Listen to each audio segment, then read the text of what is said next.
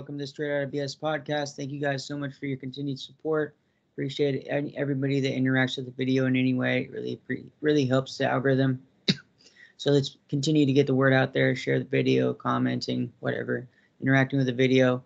Really appreciate you all. Links are in the description if anybody's interested in supporting my work. And thanks to my Patreon members and anybody who's donated. It's never expected, so it's always really appreciated. And I want to do a moment of silence for the person still struggling with intrusive thoughts or addiction. So I'm going to do a moment of silence on the count of 3. 1, 2, 3. Okay, thank you for that. And without further ado, I want to go ahead and introduce my guest for the day. Go ahead and introduce yourself and where you went and what years. So my name is Amanda Lockett. Hi. I'm from North Carolina currently, and I went to Spring Creek Lodge Academy from May of 2004 until graduation of August of 2005.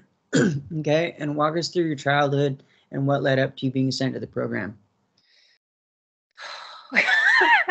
Such a big question. Okay, so I mean, I would say that for the most part, I was pretty much just like an average kid. I really wasn't doing anything crazy. Like I hadn't done drugs, I hadn't drank, nothing of that like kind of stuff. But I was wanting to hang out with my friends, and I grew up in a middle class, kind of upper middle class family. I went to private school, private all girl Catholic school. I got good grades. I was an athlete. And I had to maintain good grades in order to be able to play. And I was a softball player and a basketball player. But what I really think ultimately led up to me and also my brother being sent away was, I think it was just wanting more control of us, so that they could continue to control us, even though, I was going to be an adult. And so I was 17, but I was about 3 days away from turning 18 before I left. And so when I think back on it, I really think they just knew that I was going to move out and I was going to go off to college and I was going to get that freedom that I wanted and needed. I don't think they liked that. I really don't think that they wanted me to have that independence that I so desperately needed from them, because they were just, super controlling of everything. And there was literally nothing I could do that was going to get any of their approval. And even to this day, my parents aren't even in my life anymore. They literally gave me and all my siblings restraining orders on January 3rd of this year. Yeah. And it's like, after all of that, after everything that happened, after, both of us going to programs and us, graduating them and finishing them and doing everything that we were supposed to, at the end of it all, they still threw us away. It's like, what the fuck? Yeah, that's messed up. Okay. So how long were you at Spring Creek? I was at Spring Creek for 15 months. 15? Okay, so I'm kind of confused. You said you went there and you were almost turning 18? Yes, that's correct. So so my timeline starts, I had just finished high school and we're in that last week before graduation. And graduation for me was actually on my birthday. It was going to be that Saturday. I was going to be turning 18 and graduating from high school. So I want to say it was either Tuesday or Wednesday before graduation and my birthday, my parents had me transported from Washington from a hotel room by a transport company. Okay. How did they keep you there after 18 though? That's what I'm trying to figure. Oh, okay. So, well, my exit plan was shit. It was basically I was going to have nothing. So if I wanted to leave the program, okay, at 18 on Saturday, I could have, but I had nothing to go back to. I had no home. I had no money. No, nothing. I was going to, you went to Spring Creek, right? Yeah, I went to Spring Creek. It was, the long walk down Blue Slide Road. That was my exit plan. Okay. Well, I just wanted to see if it was just you had nothing to come back to, because that happened to a lot of people. So what do you remember about being transported? Did you get transported, or did your parents bring you up there? Sounds like you got transported. Walk us through what you remember about that. So my parents basically told me that I was going on a graduation trip to Washington. And so they got me to Washington State. So I was in Spokane. And from there, I was transported from the hotel room in Spokane by the transport company to Spring Creek, which I think I want to say was about 3 or so hours away, I think is what I remember in that time frame.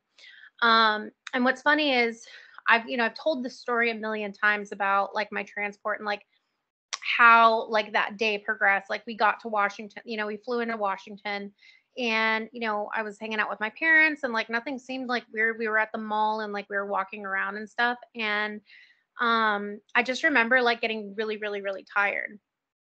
And I told right, yes, see, you're following this. I told my dad, I said, "Hey dad, like I'm really tired." And he was like, "Okay, well, mom's tired too. We'll just take you back to the hotel and you guys can take naps and then we'll like go out to dinner later." And I was like, "Okay, that's fine." I'm 17 years old. I should not be tired at like 2, 3 o'clock in the afternoon. Like there's no reason for that. And I just remember waking up to like a really loud pounding on the door. And like I'm freaking out. Like I'm thinking like I'm getting abducted, like kidnapped for ransom, like all kinds of shit. Like, the stuff that you see in like movies. And I have no idea what's happening. And like I'm just kind of like big choked up about it. 'Cause you start to remember it, you feel it again. And so I just remember them like coming in to the room and they're bypassing my dad and I'm like, what the fuck is happening? And I tried to like run to the window um to try to get out. Of course, we're, up on the top floors and there's no way to get out. And my dad just looks at me and he says, they're going to take you to your new school. And I'm like, what are you talking about? Like new school? Like I'm going to college in August. Like I've been accepted into into Cal Poly. Like, what do you mean? And he's like, you're going to the sister school of your brother's school. It's in Montana, and you're going to Spring Creek. And then that was it. He gave me my backpack, and I left with these people. Okay. Did they handcuff you at any point? No, I didn't. They threatened me. They told me like I would be handcuffed if I tried to run, and I legitimately like was trying to figure out like how to get out. And when they took me for my last meal was Taco Bell. I like tried to figure out a way how to go to like get into the bathroom and like how to get out, and then like the lady followed me in the bathroom, and I was like, oh, like you're not going anywhere. Like this person literally is staring at you as you're going to the bathroom. Like that was like the first of like, oh, this shit's like this is intense. This is real. So no, I didn't have to be handcuffed, thank God. I was too scared. I really just like I wasn't a kid that got in trouble. So like this was a whole like huge mind fuck for me. Okay. And when you got there, what do you remember about when you first got there? I know that at Spring Creek they buddy you up with somebody. But do you remember them giving you a physical rule manual at all? Do you remember them going over any rules with you there when you first did your intake, or was it just the buddy that showed you everything? So I got there like late, like early evening, and I remember like going into the trailer and sitting down and then taking my stuff and stuff. And I think they did give me like some kind of packet of some kind. Um I'm sure they went over the rules with me, but I don't remember too much of like that exchange. What I do remember is when I went into like my actual intake and like going into the shower and like doing all of like that stuff. Um, that's kind of where I start to remember more and like, that experience of like having to take off all my clothes in front of somebody and, you know, jump up and down like and holding myself. And like I'd never even been exposed like that to another person. And then after I finished all like my intake stuff, I was partnered up with someone on junior staff because I was going to be 18 in so many days. So they immediately put me on junior staff and, put me with another student, and I was her bunk buddy. And I guess that was like the whole like 3-day thing. They kind of just, you shadow them and they tell you everything that you're doing wrong, because literally everything you're doing is incorrect. And that was like my first couple of days there, just kind of in shock and just trying to absorb everything that was happening and like to wrap my head around it. Okay. And wait, so they put you on the team right away? They did. They put me on the team right away. Interesting. I was going to go, because I would assume now that I was going to go down to lower levels for maybe 2 or 3 days, and then I would have been bumped up on Saturday, and it was already like Wednesday. Yeah. So Yeah. I assume that that's why they bumped me up there already. Okay. So that's interesting. How long after you got there did you go through your first seminar, and was it orientation or discovery? Okay, let me think about this. I want to say it was probably maybe it was weeks. I want to say that maybe it was maybe a couple of weeks, and it was orientation that I went through first. Okay. And did you make it, or did you graduate from Spring Creek? I did. Mm-hmm. Okay. Do you remember feeling like a high after you got out of a seminar, or was that just okay? Yep. Yeah. I know exactly what you're talking about. Yeah. Yeah. Okay. Do you remember what your I am statement is? Or was? Yes. I actually still have my rock. I can actually go grab it. I still have it. So I am a powerful, innocent, beautiful, and worthy, I guess, woman now. Okay. And what was your stretch? My stretch was Lady in Red. Okay. Okay. And what did you think about the lifeboat process and focus? Fuck, man. Jesus. You know what? I actually have I have an interesting story about that, because that actually ended up happening to me in real life. And when Really? I mean that, yes. So about October of 2022, I was in a near-death accident. I do kayak bass fishing tournaments, and so I was stranded alone on the lake in current that I didn't know was there. And I mean, I've been fishing tournaments for years, so I mean, I'm not new to it. I'm not new to the water and the dangers of the water. And I ended up getting stranded alone with my life jacket, with my boat flipped over, and I was fucking angry. And I'm yelling at God, and I'm like, "Are you serious right now? Like, are you kidding me? Like, I did this years ago. Like, and now I'm in this real situation." Like, I was so mad. I mean, obviously I'm here today, but I'm pretty fucked up from it afterwards, after going through like, all of that in the program, and then to actually like having that moment in real life occur. Like, I just remember, I could not believe that I like brought myself back to that moment of the lifeboat process as I'm like fighting for my life. That's crazy. It was nuts. But the lifeboat process was a tough one. I mean, I didn't know exactly how it worked. I didn't save any votes for myself, at the end. I mean, I'll never forget it. I mean, I can visually see a lot of, my friends that were there. I recently lost somebody who was really, really special to me. He passed away, I don't know, a couple months ago.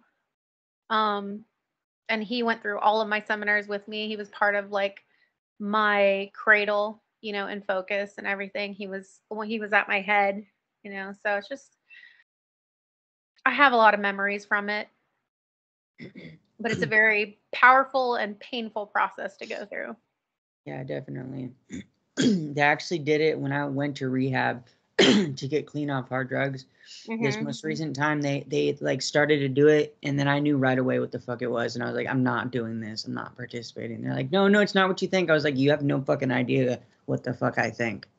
You don't know. Right. Like, you haven't seen what the fuck I've seen. Like, I know exactly what the fuck this is. You might have tweaked it in some ways, but I know exactly what that is. Oh yeah. Oh yeah. It's I mean, it's intense. Like, and like even just like talking about it with you, and like, and it's like my mind and my body and my spirit are like literally being taken back into these like moments that like I've suppressed more recently because of the documentary coming out. I mean, yeah, there were things that I completely had blocked out of my head for 20 years. And then like them resurfacing and coming all back at the same time. It was like crazy. Which, by the way, I'm looking at your background and I think I see a picture of us from Survivor Prom. Yeah, I think that's, yep, that would be us. Yeah, that would be us. I am very different looking than that. I actually have lost about 100 pounds from Statement there. thing. I fucking way at the top, that like colorful thing. That's actually my I am statement that I made in fucking Discovery or Focus. I think it's like the one that you draw. Oh wow. Oh Yeah, wow. yeah. That's wild.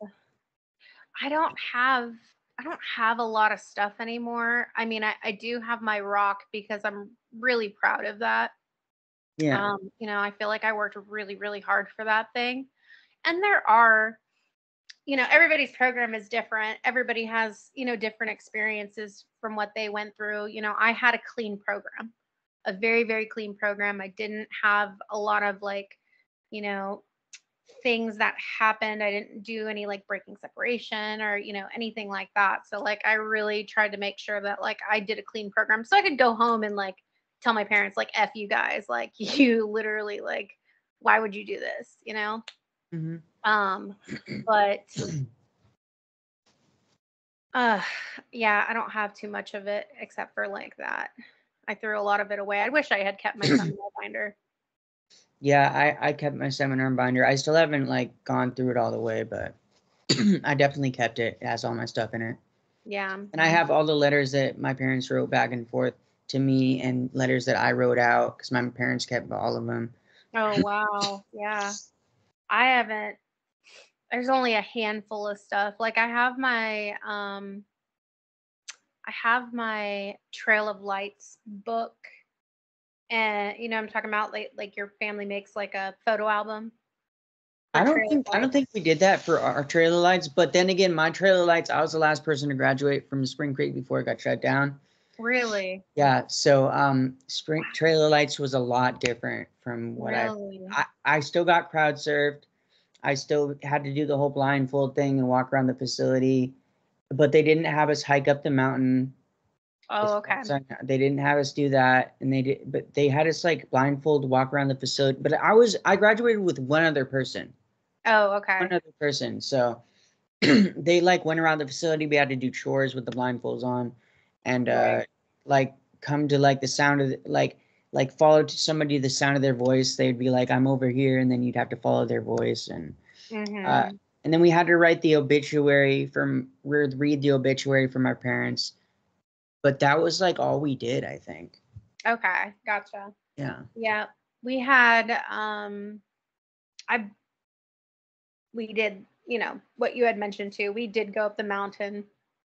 They had us blindfolded, walking around everywhere. I feel like we were in the woods a lot, like a lot in the woods, because I just remember falling over stuff like all the time, constantly hitting like logs and tripping and things like that.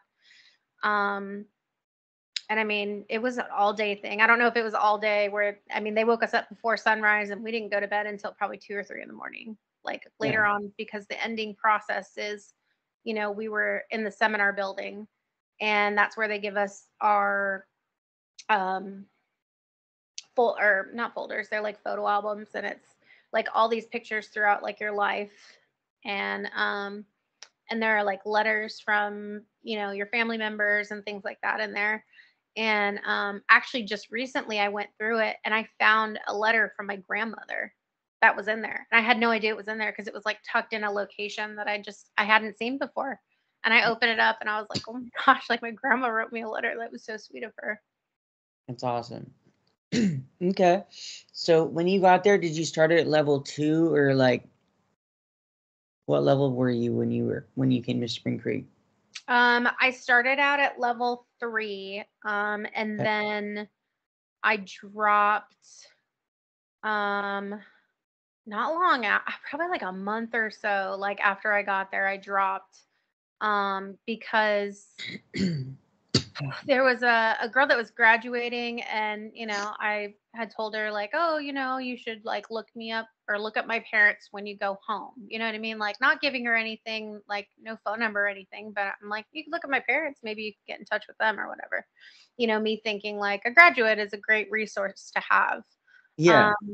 But they found a way to change it into like cat 5 or whatever run plans was, cat 4, cat 5 run plans, and so then Yeah. they dropped me down into integrity, and that's actually where my story crosses with like Maggie and Heather. Well, and she goes by Rogue now, but Heather Jackson. Okay. And when you dropped, like, how long were you in lower levels for? Let's see. I want to say I was down there for like 3 months or so, give or take. I'm trying to remember the seasons. Let's see, May. It was summer. I dropped in summer. So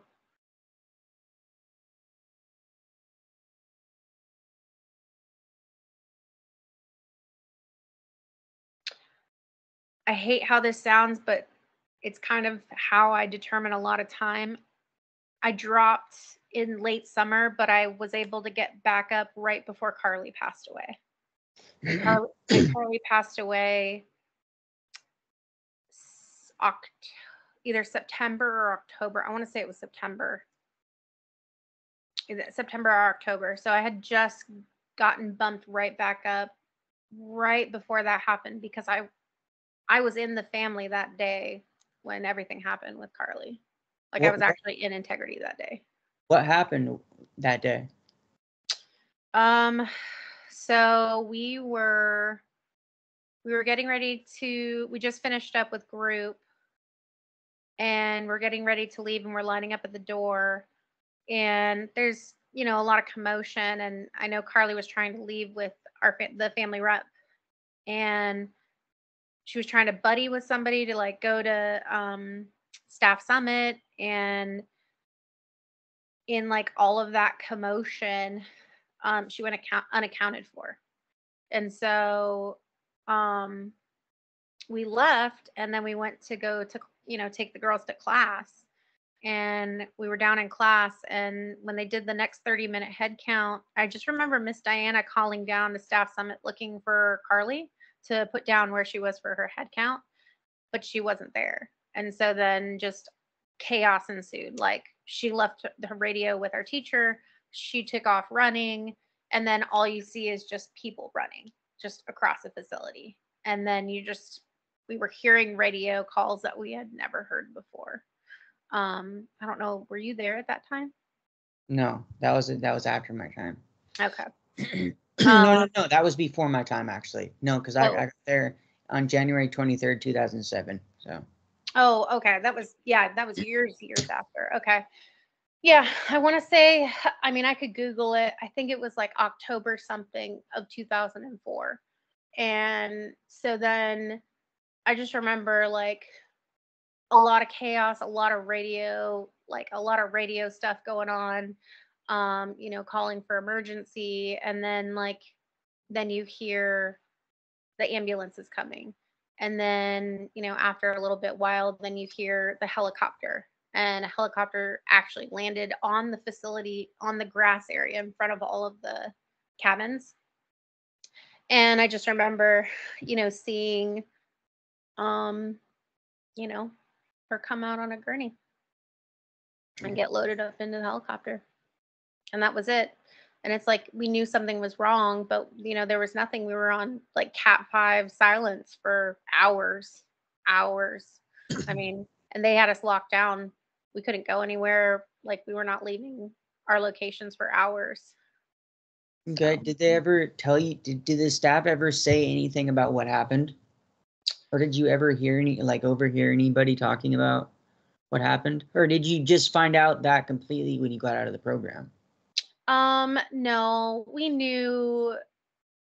can't exactly remember how they explained it, but I found out from my junior staff, like from our like junior staff. Okay. She had told me, what had happened because I was in the family, so I was there that day. So, they asked me questions and stuff like that. And, I just told them what I knew. So it was awful because I remember like when I was at one point, Carly was my bunk buddy at one point in time when she was, had dropped really low and I had a little more points. She was put with me and stuff at that time too. So it sucked. It was hard.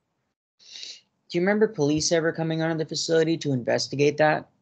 I do. So the police actually showed up and investigated? Yeah. Investigators showed up. Yep. They Okay. were, walking around and stuff. I didn't like interact like with any of them, but I do remember them coming on the facility. Now, was it like the sheriff? It would have had to have been the sheriff of Thompson Falls then, right? I would assume so, but I can't remember exactly. I'm just curious. I'm just kind of wondering if they brought in outside sources or if it was just like because Thompson Falls was the closest town. So that's why I would assume that it would be the sheriff. But I would think that there would have to be like the above that coming into just based on like circumstances because I feel like it would have to go at least one step above just local police department. I think it would have to go up a little higher, like well, that's state. probably why there was the whole like lawsuit too, Mm-hmm. Yeah. Oh yeah. Oh yeah. Okay. Did things like how long did it take after that happened for things to go back to like normal in the facility? Or did things like permanently change after that? Were there like changes after that? Did they change anything? I don't really feel like there was like a ton of changes. At least not like in my experience during that time. There may have been, but I can't really recall any like major differences happening after that. Yeah. Okay. And then what level did you make it to? 5 or 6? 6. 6? Mm-hmm. Okay. And how long were you there until you went through PC1? Ooh, PC1. Let's see. May, June, July, August. I want to say I was there like 4 or 5 months, somewhere in there. I think I went through PC1 right after I got out of the family. So yeah, between 4 and 6 months. Okay. And did you staff any seminars? I did. Okay. What was your experience about staffing? I enjoyed it. I really enjoyed staffing seminars. I feel like I got a lot out of it, like helping others. I remember some of like our staff that were in our seminars, and I felt a lot of them were kind of cruel. Some of the things that were said to us. But I felt like I did a really good job at being like a positive leader in seminars, and I enjoyed my experience. Okay. Did you get a lot of fucking the recognition dots, or were they doing that back then when they would give you the dots for recognition? Yep. Yep. I remember that. I think that was in Discovery. Was it orientation or Discovery? That did the dots? Uh-huh. I think all the seminars did the dots. Oh, okay. Because the dots were to like commend like certain like junior staff or like people that staff the seminar, like, oh, you helped me out like a lot with like, confronting whatever I needed to confront, or like you were always there for me, or like, I don't know. They just did like little things like that. Maybe they didn't do it when you were there, but Yeah, I remember it during like one seminar, like maybe orientation or discovery, but I don't remember the dots anywhere after that. But I mean, again, like I could totally just not be remembering that entirely. okay. And what led up to you going home, like, or like how did you going home happen? Like you graduated, like how did you get back home? How did that whole thing happen? So mine was kind of a shit show, to be honest. So, I At that point in time, I was at Canyon View Park, which was the new 18-year-old program. And I was only at CVP for, I want to say about 3 months, because it opened in like summer. It opened in summer. And so I want to say like June, May, June-ish. I don't think I was there for my birthday. So maybe in June.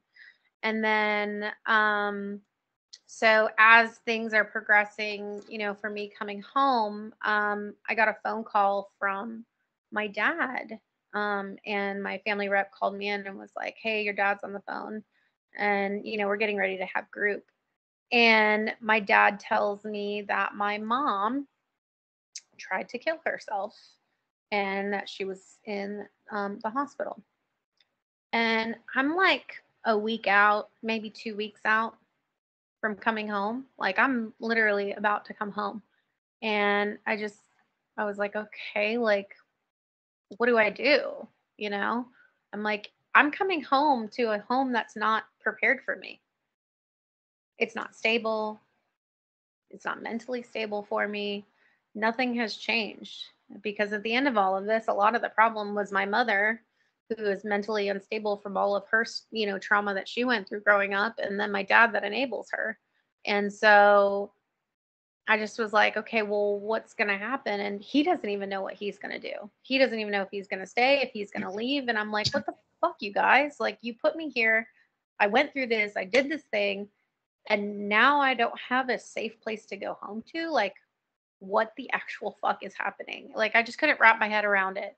And I remember we ended up going to PC3, and that was just really tough because like my mom really, I don't think she wanted me home. I really don't think that she wanted me to come home. I think she wanted me to stay away, as long as possible. And so I got home, graduated. And then I think I was maybe at home for a month.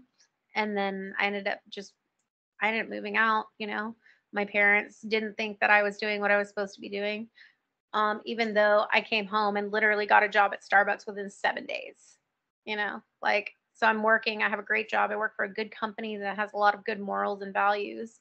And so I ended up moving out and living out of my car for a couple of weeks until I saved enough money. And I was in college for a little bit up until I needed to get a second job, and ended up getting a second job, but had to kind of step away from college so that I could make enough money to keep a roof over my head.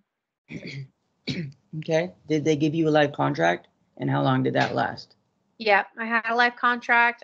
It only lasted until I left, so maybe a month or so. Okay. And what was the hardest part about being at Spring Creek, and how did you handle it?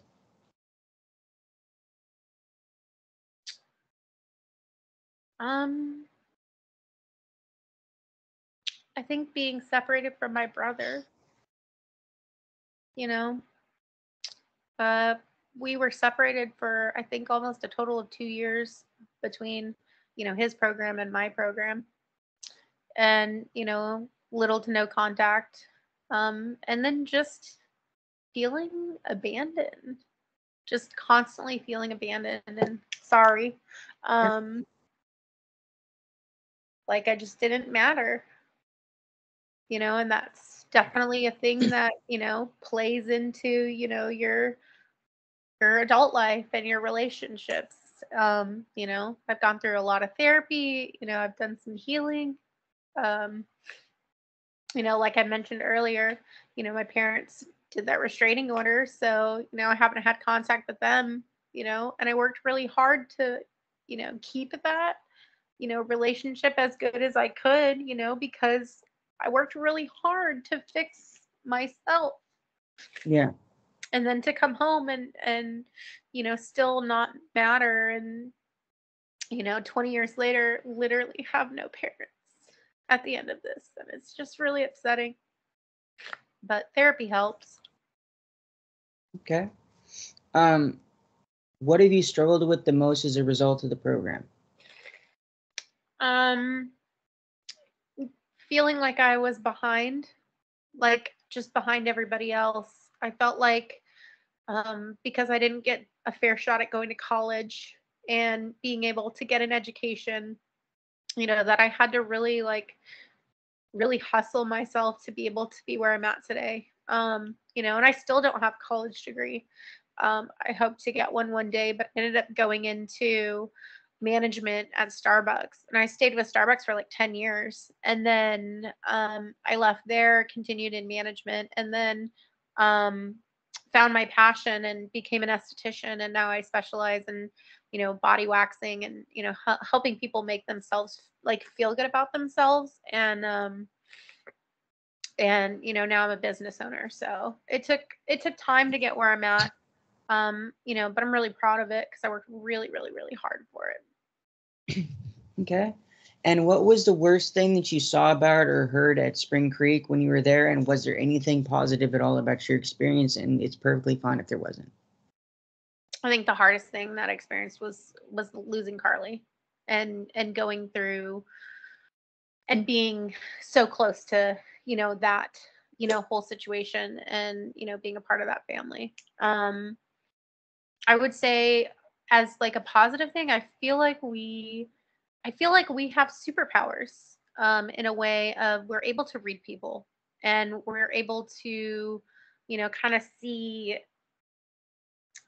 people and things and situations before, they happen. You just kind of have like this intuition, and I don't know what it is. But I do feel like I have the ability to read people really, really, really well, and relatively quickly.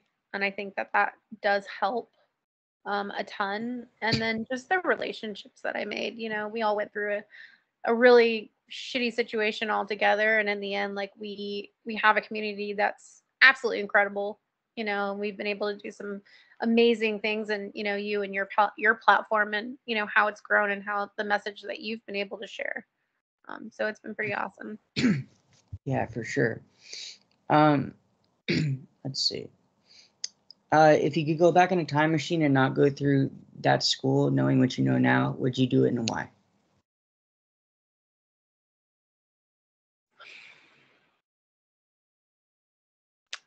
That's a really good question. I don't know if I would be the person I am today if I didn't experience those things. And I don't know if I would want to change that, because I feel like I really worked hard to be who I am, and I'm really proud of that. And I think that without that experience, I don't think I would be that person today. Okay. Did you experience any time in intervention or the Hobbit or study hall when you were there? I spent a small amount of time in worksheets from that drop, so to get those points worked off. Other than that, like I didn't go to intervention as like a student, but I had to like watch somebody in intervention at one point. Okay. And what was the stupidest thing that you ever got a consequence for there? Oh God. Oh, let's see. The stupidest thing. I mean, really, that big drop was just dumb. Like, to me, that was really, really, really dumb. That I didn't deserve that. But, I do understand why they want every student to drop and experience lower levels, is because you need to do that. So, but I mean, other than that, it's like TOS is talking on silence, or like talking while you're eating, or some stupid shit like that. Okay. And what did you think of the food there?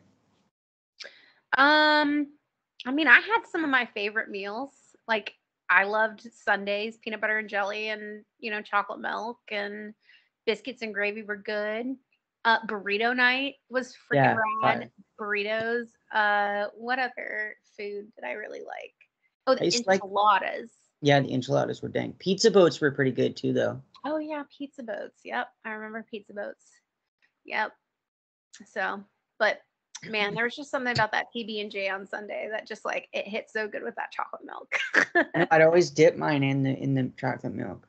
Oh my God, the weirdest food combinations, like the things that you eat in combination with other things. I don't know if you do weird stuff like that, but I know I Yeah, do. yeah. So, I do used to you, eat like six bowls of oatmeal every morning at Spring Creek. Or just like I keep getting refills. Oh my God, I can't do oatmeal. I Yeah, can't. I got like addicted to it at Spring Creek because it was like all we had in the morning. I mean, yeah, it's literally all you have. I eat Yeah. grits now. I live in the South, so I'm originally from California. So I'd never experienced grits in my life. But I moved to North Carolina, and I actually really like grits. I will take grits all day long, but I Yeah, will not touch oatmeal anymore. I like cream of wheat over oatmeal. Okay, yep, cream of wheat's good. Have you tried grits before? I've never tried it, no. It's good. It's really good. You just gotta you gotta get some more good. My boyfriend makes like the best grits. Hell yeah. All right. Have you told your kids what happened to you? And or are you going to? So I don't have any kids. So it's just me. If I do, yeah, I would definitely tell them. I think it's really important for um parents to be transparent with their kids. I feel like that when your kids do see a little bit of vulnerability, that they can learn to appreciate the fact that like you're still human. You don't have superpowers, and you're not perfect. So I would definitely share with my kids, if I do have children one day, obviously, in layers, and when the time is right. Okay. And your parents have their restraining order, so but I still want to ask, where are you with your parents? Like, have you forgiven them? I've forgiven my parents, but I'll never forget what they did to me. And just where are you with your parents? Yeah, so I had forgiven my parents. I really did, and for some of the things that I'd shared with you, just that there were good things that I did get out of it. There were lessons that I learned. And being the person I am today, those are all successes. But for some reason, my mother especially would just throw it in my face that like I was a waste of money, that it didn't do anything, and all of it stuff. And it just, super painful. So, I found peace and forgiveness with it. Even though I felt like it really gave me a rough, movement into adulthood. Um, but, ultimately, yeah, I haven't heard from my parents since December of last year. Um, so. Okay. And what do you think would have helped you instead of being sent away? Uh, I think that like actual communication and like actually just like talking to me and maybe finding, resources, that maybe would have helped with, you know, why I was hurting so much, with depression and things like that. I mean, but granted, like we all know where it stems from. Like it stems from my mother. Like she was broken and did not heal herself, and therefore it stemmed onto me. And the abuse that I was enduring from her because she was hurting, I was, exhibiting behaviors of a child of trauma. So I think just being able to have like those resources to get help, or to have someone who was gonna listen to me and maybe hear me. But unfortunately, when you have a narcissistic parent, as soon as somebody figures out who the actual problem is, all of the resources are always pulled. And that, I mean, the same thing happened in the program. As soon as my therapist, which I don't know if she was there, but Miss Jean, was she a Yeah. therapist there? Yeah. Yep. So Miss Jean was my therapist, and she was tough, but she was awesome. And as soon as she figured out like where the disconnect was in this family unit, my therapy was immediately like taken away. It was done. So I think that if that was different, maybe, but it's really hard to say. Okay. And I have one more question for you. I'm gonna run to the bathroom while you're answering because I really got to go. But so is there anything more you want people to know about your experience, or anything that you might tell a parent thinking about sending their kid to a place like this? And also, yeah, I think that's it. I think that's it. Okay. Yeah. I will be right Well, back. all right. Let's see. What What about my experience? I guess I would say that if there is a parent out there who is thinking that they don't have any options or any resources, would be to like do your research and be involved, with your child in whatever it is that you're, thinking of doing. Do I think that there are good programs out there? Yes, I do. Do think that there's good programs out there, but I think they need to be regulated in a way that we know that they are safe.